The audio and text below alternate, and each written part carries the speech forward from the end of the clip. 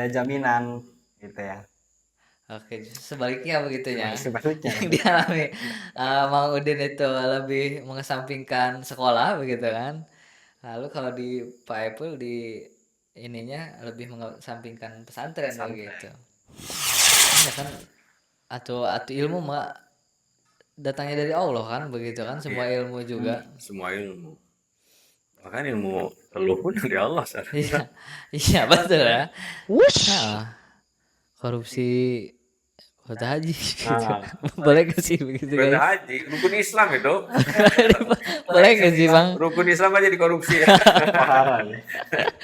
Jangan rukun Islam ya. Kalamullah ya. Al-Quran. Al-Quran Kalamullah dikorupsi dikorupsi. gitu.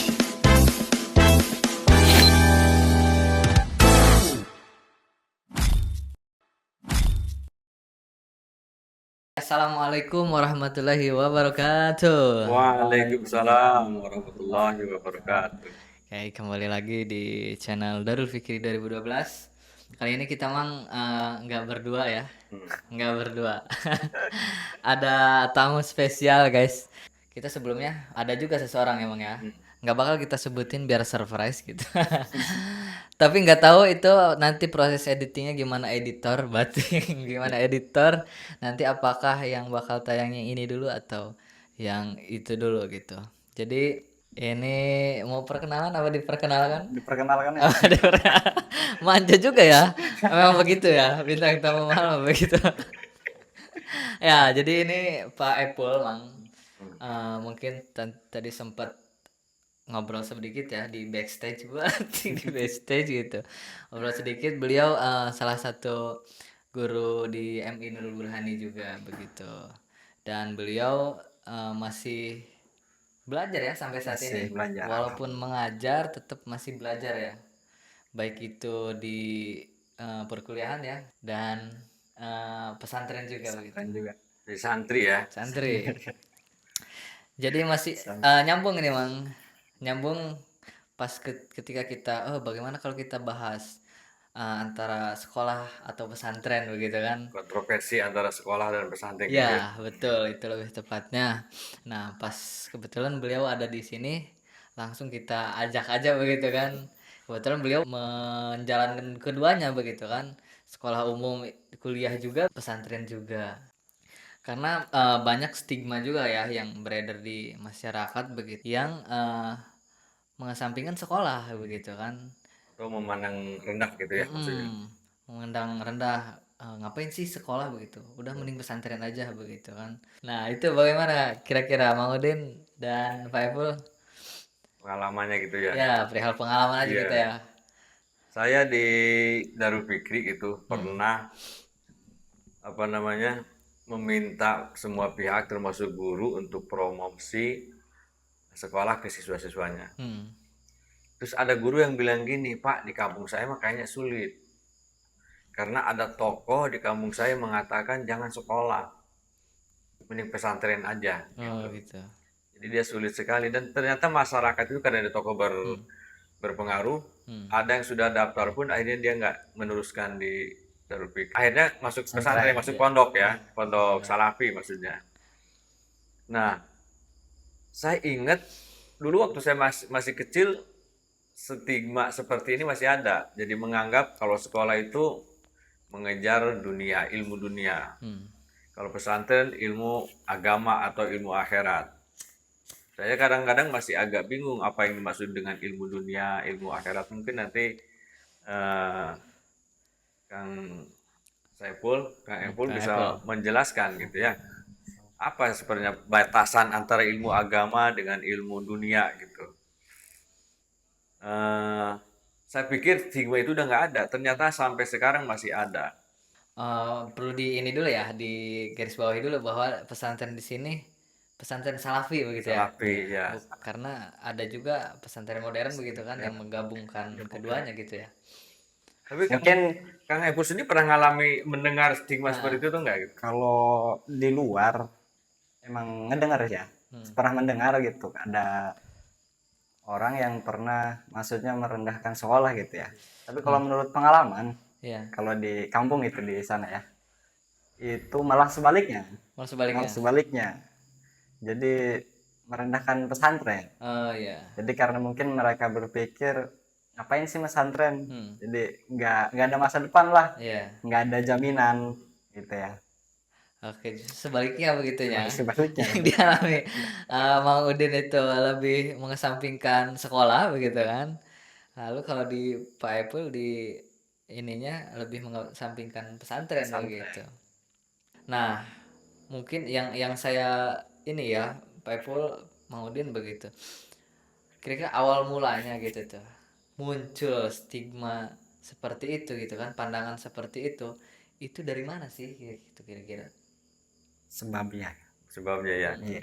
Mungkin ya, kalau kita lihat sejarahnya ini kan sekolah dulu. Sekolah ini kan di Indonesia itu muncul ketika pada penjajahan Belanda ada politik etis namanya ya, atau politik balas budi, di mana para tokoh-tokoh intelektual di Belanda yang kemudian mempengaruhi parlemen melihat bahwa Belanda terlalu banyak mengambil keuntungan dari pribumi tanpa mengembangkan pribuminya sendiri. Pendidikan di kita diabaikan. Nah, lalu diterapkanlah pribumi dikasih kesempatan untuk belajar. Oh, jadi sebelum ada sekolah itu gitu kan di kita, orang pribumi itu nggak boleh sekolah Nggak gitu boleh ya. sekolah. Jadi muncullah Politik etis tadi. politik etis tadi. Nah, sejak politik etis itu mulai dibuka kesempatan bagi pribumi untuk belajar. Dibuat sekolah-sekolah. Cuma memang masih terbatas. Misalnya pribuminya itu kalangan tertentu, priai gitu ya, bangsawan-bangsawan atau orang-orang kaya. Pejabat-pejabatnya begitu mungkin. Pejabat ya, priai atau dari etnis tertentu yang lebih dekat dengan Belanda. Pribumi yang mayoritas kebetulan Muslim itu punya kesempatan tidak punya kesempatan untuk mengakses pendidikan itu. Sama sekali. Enggak, karena yang tadi cuma priai ya, dan priai pada saat itu biasanya mereka jauh dari agama. Iya. Ya, jauh dari agama. Mereka lebih pro ke Belanda. Dan pendidikan Belanda saat itu sangat teknis untuk menjadi tenaga-tenaga administratif. Menjadi tukang ketik, gitu, juru tulis gitu. Nah, ini masyarakat kebanyakan nggak punya akses pada pendidikan itu. Iya. Lalu muncul gerakan dari masyarakat, dari tokoh-tokoh, dari para kiai, kita bikin pendidikan nih. Karena mereka sudah ada sekolah, kita bikin pendidikan apa pesantren itu, mengembangkan pesantren. Memang pesantren sebenarnya punya akar sejarah yang jauh sampai ke Sunan Ampel misalnya kan, atau mungkin ke sebelumnya, bahkan kalau dirunut lagi sampai ke pendidikan zaman Hindu. Tapi yang kemudian berkembang sekarang itu adalah pesantren, misalnya pesantren Sidogiri. Itu berdirinya setelah politik etis muncul. Iya. Nah, itu kemudian pesantren berkembang seolah-olah menjadi tandingan. Nah, ini Iya. seolah-olah menjadi tandingan terhadap sekolah-sekolah yang dibangun oleh pemerintah kolonial. Mereka jalan dengan arah masing-masing. Kalau yang ini khusus untuk disiapkan menjadi para pekerja Belanda. Nah, kalau ini khusus untuk ngurusin masalah-masalah keagamaan gitu. Nah, kebetulan atau memang kebetulan atau memang sengaja, para kiai ini menjadi oposisi terhadap Belanda. Makanya semangat Perjuangan itu. semangat semangat permusuhan ya, api-api permusuhan gitu antara sekolah dengan pesantren itu udah muncul dari zaman Belanda. Oh, pas penjajahan itu. Itu berkembang sampai zaman Orde Baru. Islam kan disingkirkan. Iya. Disingkirkan. Dan tokoh-tokoh, maaf ya, kayak Gus Dur dulu itu kan dianggap oposisi ya. Banyak tokoh-tokoh Islam yang kemudian tidak punya peran yang besar di pemerintahan. Dan pesantren itu berada di dalam posisi yang menjadi oposisi terhadap pemerintah. Lama loh. Dan ketika pemerintah mau memberikan bantuan misalnya, itu dianggap intervensi, dianggap berusaha mengkooptasi pesantren. Akhirnya api permusuhan antara sekolah dengan pesantren itu terus tumbuh, terus ada sampai saat ini. Itu dari segi sejarah. Walaupun mungkin dari segi doktrin-doktrin yang mengatakan misalnya, oh ini ilmu agama, ini ilmu dunia. Itu memang dalam itu mengakar pada para pendapat-pendapat ulama juga yang mengatakan begitu ya. Jauh sebelum Islam berkembang di Indonesia sudah ada. Tapi saya rasa yang pengaruh sejarah juga sangat berpengaruh gitu terhadap pemisahan antara ilmu dunia, ilmu umum, lalu kemudian pesantren dengan sekolah ini kemudian seolah-olah bertentangan Iya. atau berlawanan gitu. Dari zaman Belanda berarti begitu Mang ya, kalau Iya, misalkan permusuhannya gitu ya. permusuhannya. Awal mula ada diskriminasi gitu ya mungkin. Betul. Mm-mm. Karena memang kalau gak salah begitu tadi sejarah juga yang eh, salah satu ikut ini ya untuk simbol perjuangan begitu kan santri-santri juga begitu kan ikut serta untuk eh, mengusir para penjajah itu kan. Ya semangat jihad segala macam itu kan di pesantren ya. Iya. Nah mungkin kalau tadi Mamang sempat bahas ilmu juga begitu kan ya. Nah ilmu umum atau ilmu dunia begitu. Nah mungkin apa sih kira-kira bedanya ilmu dunia dengan ilmu pesantren begitu, ilmu agama? Ya kesannya kalau ilmu agama kemungkinan besar masuk surga gitu kan kalau belajar ilmu agama. Kalau belajar ilmu umum ya kecil kemungkinan Iya. masuk surga gitu ya. Nah, Betul nggak? Mungkin ya. Iya.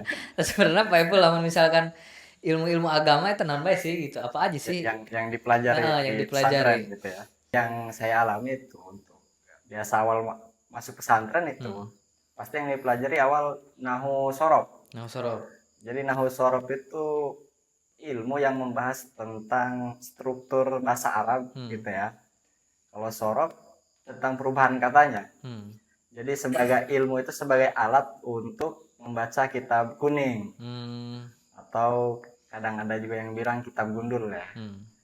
Karena emang baca kitab gundul kan tanpa harakat bukan hal yang mudah. Iya. Betul. Kemudian ada juga nanti kayak tafsir, kemudian hadis, mustalah hadis, kemudian faraid juga, fikih, tasawuf, ya dan banyak lagi lah kayak balaghah, mantik, segala macam gitu. Ya berarti bisa sedikit disimpulkan kalau yang selain itu begitu yang disebutkan itu masuk ke ilmu umum itunya sekolah itu gitu tuh. Kayak apa ya misalnya biologi, Biologi, fisika, fisika. matematika ya. Ilmu kedokteran kali ya. Akuntansi. Ya nanti kita coba lihat aja apakah boleh saya berpendapat ya. Boleh. Dulu saya juga pernah berpikiran begitu. Oh ini ilmu yang mendekatkan kita kepada Allah, ilmu agama gitu kan. Ini menjauhkan kita kepada Allah, ilmu dunia. Intinya kan itu kan sebenarnya kita sebagai muslim itu kita sedekat apa dengan Allah. Intinya tauhid kan, hubungan kita dengan Allah. Apakah ilmu tertentu mendekatkan kita kepada Allah ataukah ilmu yang lain menjauhkan kita kepada Allah? Seharusnya batasan antara ilmu agama dengan ilmu umum menurut saya seharusnya seperti itu. Iya. Jangan karena ini mempelajari kitab kuning lalu ilmu agama. Lalu yang ini tidak mempelajari kitab kuning, katakanlah belajar ilmu hewan, ini bukan ilmu agama. Iya. Ya, saya terkesan dengan ayat begini misalnya di surat Ali Imran 190. Ini pasti banyak orang hafal juga ya. A'udzubillahi minasyaitonirrajim. Inna fi khalqis samawati wal ardi waqtilafil laili wan nahari laayatil liulil albab. Sesungguhnya dalam penciptaan langit dan bumi dan pergantian siang dan malam ada ayat-ayat atau tanda-tanda bagi ulul albab. Ulul albab itu artinya mereka yang memiliki akal sehat atau berpikiran mendalam.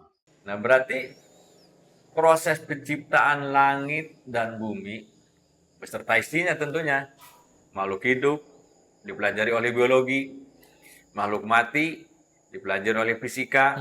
Nanti masing-masing punya cabang-cabangnya sendiri tuh. Terus apa nih ciri-ciri orang yang ulul albab tadi? Alladzina yadhkurunallaha qiyaman wa qu'udan wa 'ala junubihim wa yatafakkaruna fi khalqis samawati wal ard. Dua cirinya, satu zikir, ya kan, yadhkurunallaha qiyaman wa qu'udan wa 'ala junubihim. Orang yang berzikir baik dalam keadaan berdiri, dalam keadaan duduk maupun dalam keadaan berbaring. Artinya dalam segala keadaan dia selalu berzikir. Ya, berzikir, ingat kepada Allah. Wa tafakkaruna fi khalqis samawati wal ard. Dan bertafakur, berpikir dalam proses penciptaan langit dan bumi. Ketanggung nggak sama Pak Abi? Kita mau menjadi seorang ulul albab, dua-duanya harus ada. Zikir dan fikir. Zikir mungkin la ilaha illallah gitu kan, atau disebut di sini nama di hati terus ingat. Tapi kita mengabaikan ayat-ayat Tuhan yang berkembang di sini, ini kita nggak lihat langit, bumi, terus perubahan siang dan malam nggak kita renungkan. Padahal kalau dua-duanya jalan, lalu nanti Rabbana ma khalaqta hadzal batila. Ya Tuhan kami, sesungguhnya Engkau ciptakan semua ini tidak dalam keadaan sia-sia. Kita punya kesimpulan tauhid, gitu kan? Seperti itu syaratnya kita harus menguasai ilmu-ilmu yang lain dong, bukan hanya tadi yang disebutkan oleh Pak Epul gitu ya. Ada keseimbangan. Makanya bagi saya belajar ilmu matematika, belajar ilmu fisika sama pentingnya dengan belajar tadi ilmu nahwu, ilmu tafsir, apalagi ilmu sorof ya, bayan, balaghah gitu ya. Karena kalau dua-duanya mengantarkan kita kepada Rabbana ma khalaqta hadzal batila, itu sama. Pahalanya ya sama kalau hitung-hitungan pahala. Ada lagi ayat yang gini misalnya.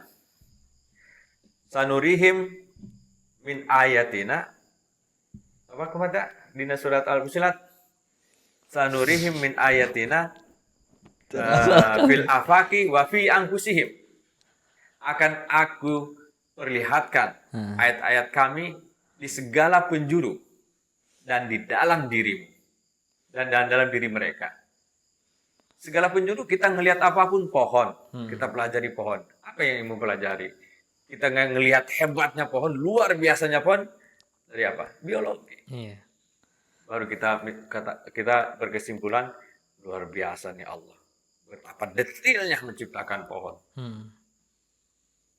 Terus fi anfusihim, kita belajar aja bagaimana misalnya kuman bisa masuk ke dalam tubuh kita, lalu sel darah putih melawannya, membunuh kuman-kuman itu. Bagaimana proses makanan diproses menjadi energi, menjadi masuk ke bagian-bagian yang tepat.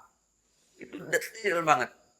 Dan kita cuma bilang, subhanallah, luar biasa. Ketika kita paham proses apa yang terjadi dalam tubuh kita.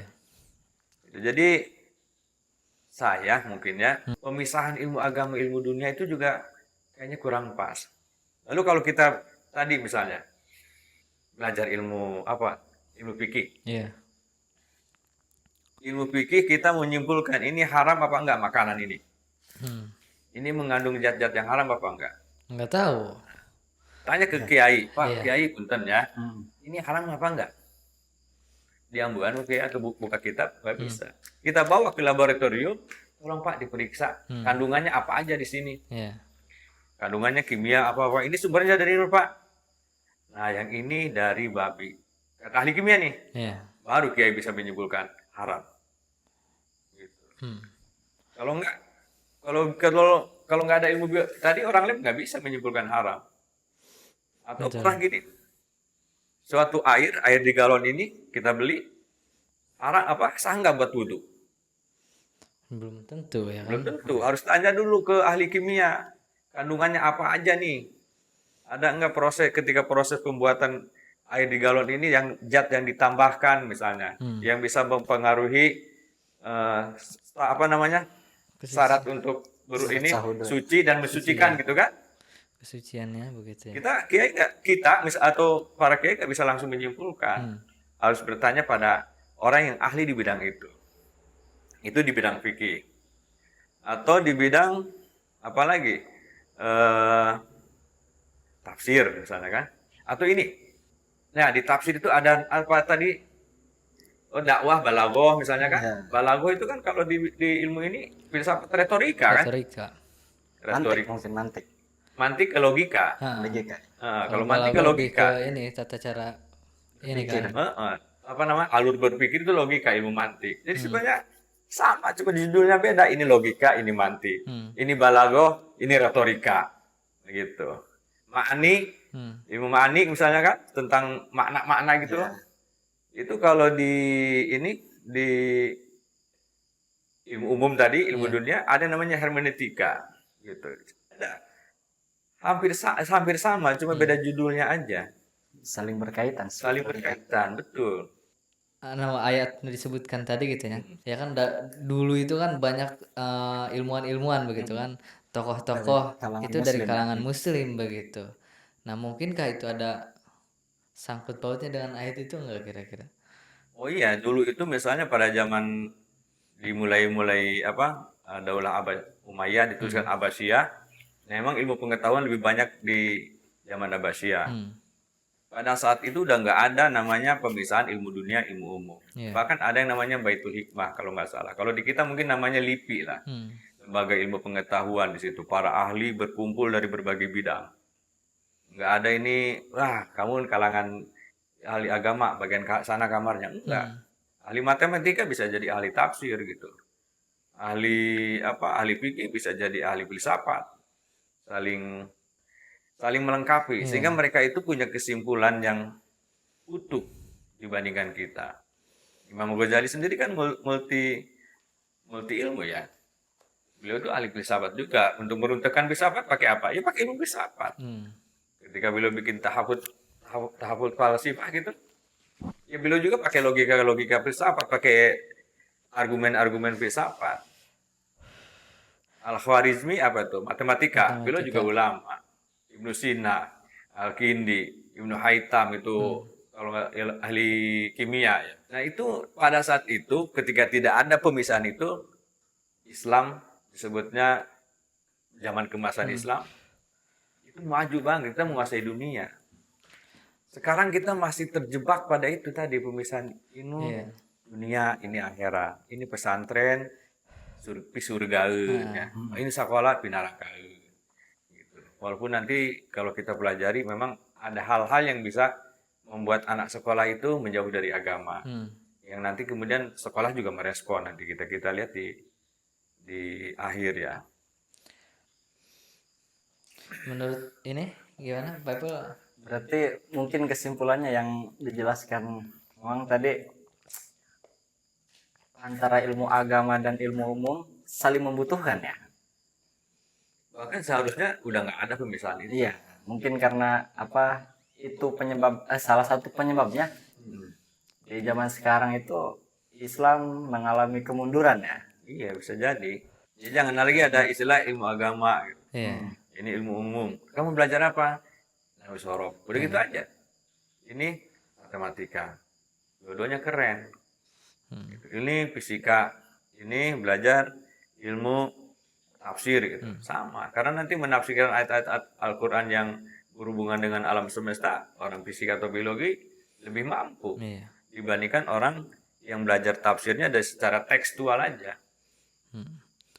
Ini kan atau ilmu mah datangnya dari Allah kan, begitu kan, semua ilmu juga. Semua ilmu. Bahkan ilmu teluh pun dari Allah. Iya betul ya. Betul. Betul dari Allah. Memang ada ayat yang begini, innamal hayatad dunya laibu wa lahu wa zinatu gitu kan. Yang menganggap bahwa sesungguhnya kehidupan dunia itu rendah lah, intinya kita gitu. Dunia sendiri kan artinya rendah. Rendah artinya nggak usah diperhatiin. Itu akan menjebak kita ke situ. Tapi itu kan kecenderungan hati kita terhadap dunia, terhadap alam semesta.